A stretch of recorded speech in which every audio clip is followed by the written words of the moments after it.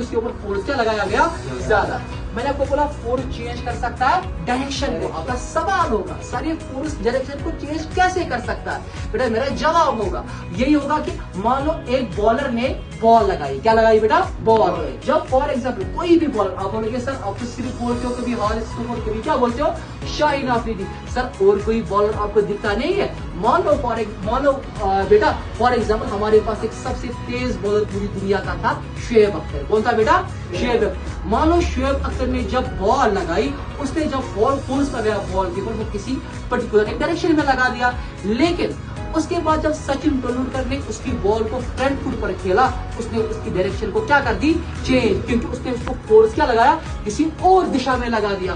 तो जो बॉल की डायरेक्शन है वो क्या हो जाएगी बेटा, चेंज, क्योंकि इसके ऊपर जो फोर्स लगाया उसकी डायरेक्शन को क्या कर दिया, चेंज। तो फोर्स चेंज कर सकता है डायरेक्शन को।